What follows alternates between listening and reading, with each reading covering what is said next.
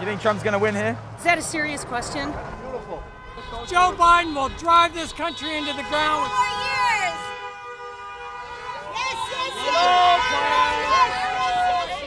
Thank you for not giving us the middle finger and enjoy your beach day today. You guys voting Biden? Yeah. How'd you like trying to find things in the grocery store? Because that is socialism, my dear.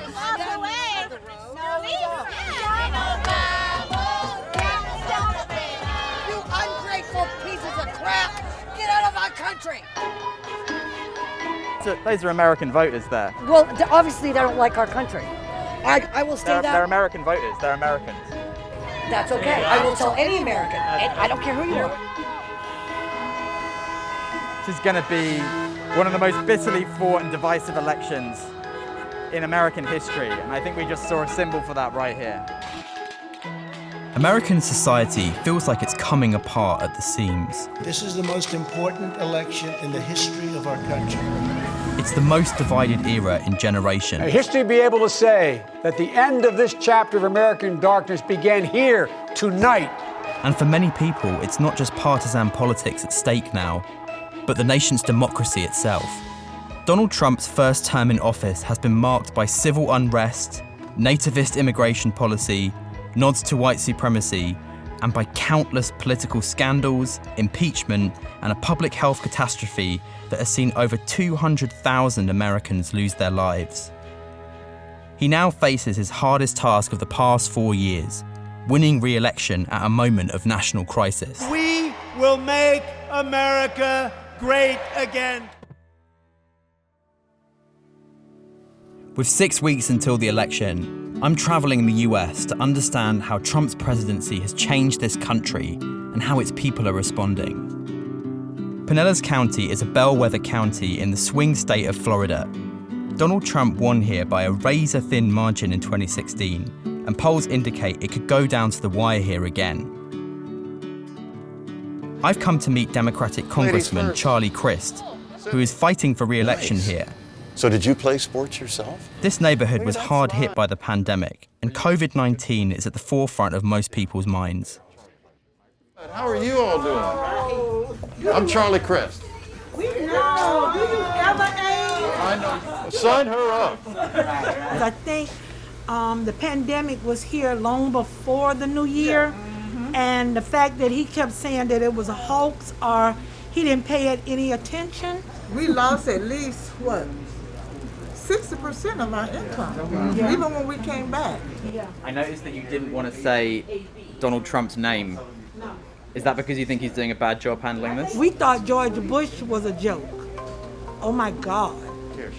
George Bush is a great president compared to that thing that's in the White House. Crist is the former Republican governor of this state, who switched to the Democrats in 2012.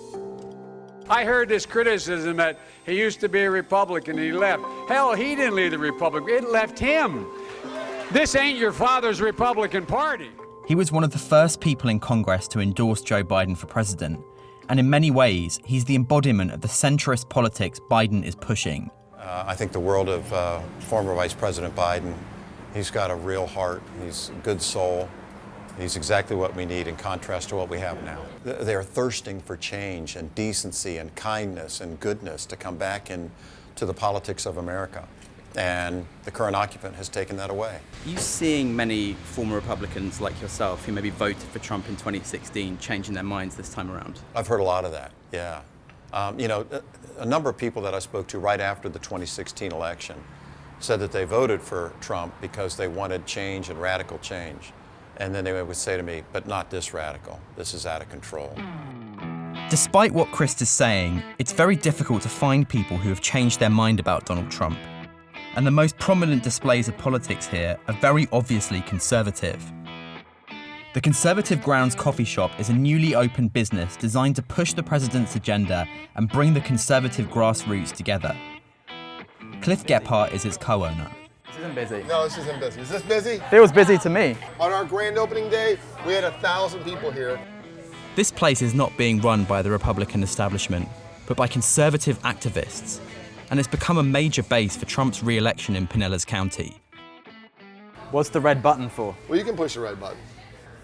I will be the greatest president that God ever created. MLK?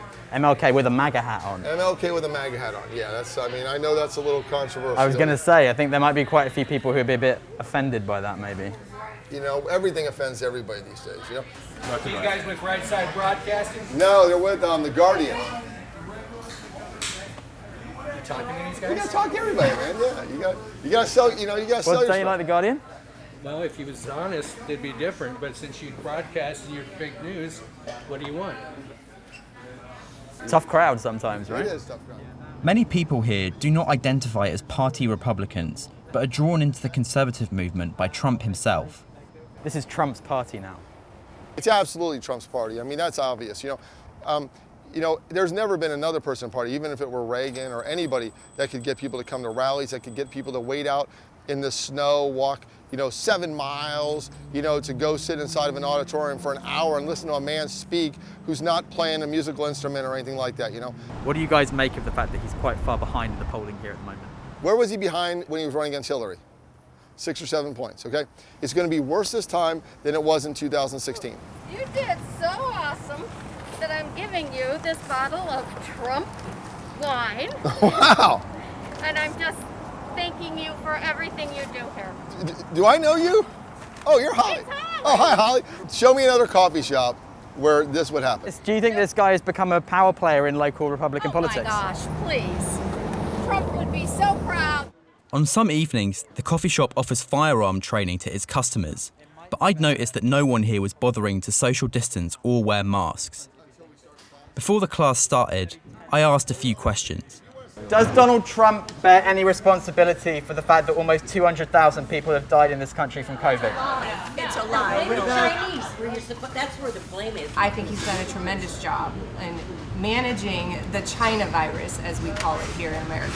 I think that we've all been scammed, and I'll tell you, here's my mask. This mask is useless. This mask is useless, yes. I'm a nurse, yeah. So what do you think, because you haven't spoken yet, what do you think about it? Do you agree with what everybody here is saying? I think it's like the flu. I think that it's all about herd mentality, survival of the fittest. Donald Trump won Florida in 2016 by turning out older white voters in droves. So we've come to a retirement community 100 miles inland called The Villages. It's home to 120,000 people, and 98% of them are white. The Villages voted overwhelmingly for Trump in 2016, but if even a small percentage of this demographic abandon him, he could be in major trouble here. The Villages became an emblem of Donald Trump's divisiveness earlier this year, after the president retweeted footage of a Trump campaigner shouting white power during a confrontation with Biden supporters. White power! Yes, there you go, white power! This is quite a entourage you have here. That is a work of art. We met with a group of Democrats who, despite being vastly outnumbered, are doing their best to get the message out. But here, it's not always easy to show your politics, especially if you don't belong to Trump's party. It's gotten to the point where it's divided. Republicans stay with Republicans and Democrats stay with Democrats. It's been tough. Most people don't dare to say who they're for if they're not for Trump. People you think are friends, maybe you learn we're more just acquaintances when you actually say who you're for. You sound like genuinely moved and a bit emotional about it. Yeah. Has it taken a toll on you? Yes. I would say so. Yeah, it's sad to watch. This is the, they advertise the Villages as the friendliest hometown, right? And it used to be like 13, I've been here 13 years, and I've seen a lot of changes. And mostly it's and mostly it's the last 3.5 years. I feel like Trump's made it more hateful. That's what I feel like. Just like in Pinellas County, we struggled to find any former Trump voters who had changed their minds. Local Democrats even told us that promises of anonymity weren't enough to get people talking. But hidden amongst those Biden campaigners, we met Dan Gert, who was open about changing his mind. I will not be voting for Trump this time. I think what he's done, his 4 years in office, he's accomplished very little. He's lied, he's cheated. I just can't vote for him. The country needs a change. We need to get back to our moral values, and he's not the guy to do it, in my opinion. Is Joe Biden the guy to do it? I believe he is. I believe he is. Trump's 2020 right there. Go Trump! Go Trump! No way! No way! Don't get in an accident. It's quite a brave thing that you're doing, talking to us and saying that you're changing your vote, just in the context of what's happened here. Do you feel like you're being brave? No, I don't. I mean, it's my option. I can vote for who I want to vote for, and if people don't like who I'm voting for, that's up to them. I really don't care. I don't have to vote for a dictator.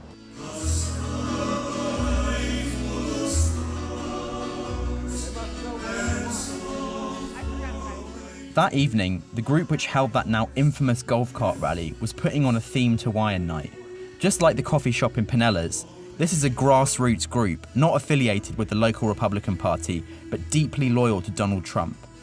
And again, no one seemed particularly bothered by the pandemic, as conservative radio host Malcolm Out Loud spread misinformation about the virus during a keynote speech. Nobody knew how dangerous this virus was. Well, I've got information here from MDs and others that say this was never any more dangerous than any virus. So 94% had other problems, whether it be heart, cancer, diabetes, whatever it is. Many of those people died from 3 or 4 things. And what did the hospital do? Quickly, give me a pen. COVID. This thing has been politicized for obvious reasons, so that they can retake their power and reclaim the White House. And you know, what has their goal been since the escalator? What's their goal been? To get Donald Trump out of office. Saying some pretty controversial and dangerous things about this pandemic, suggesting that CDC numbers have been inflated, that less people have died as a result of this virus. It's in front of a crowd of mostly over 65-year-olds not wearing masks. Do you feel comfortable giving that sort of message to people who are at risk? Yeah, absolutely, yeah. So you have to figure that this isn't what I said, it's the CDC that said it. But they were all still killed by COVID. Well, we don't know that. You're incorrect. I would disagree with you. We don't know that. No, we do know that. That's no, the we official don't. number, and that is what Dr. Fauci and every single other public health expert in this country has said. I think he's a fraud. Yeah, absolutely, and I'm not a fan. I think this entire pandemic has been a setup.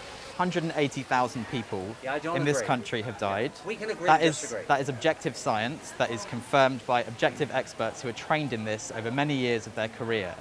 And you have told a crowd of over 65-year-olds that they are at less risk of this virus by peddling a conspiracy theory. We can agree to disagree. I've said what I've said already. Yeah. Nice to meet you.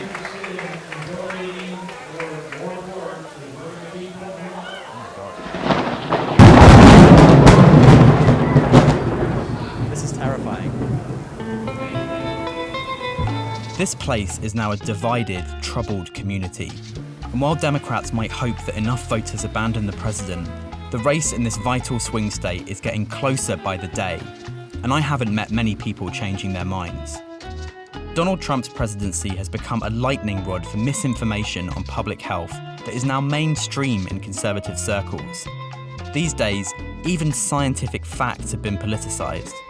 And during my trip through Florida, I felt more and more like people were living in 2 different worlds.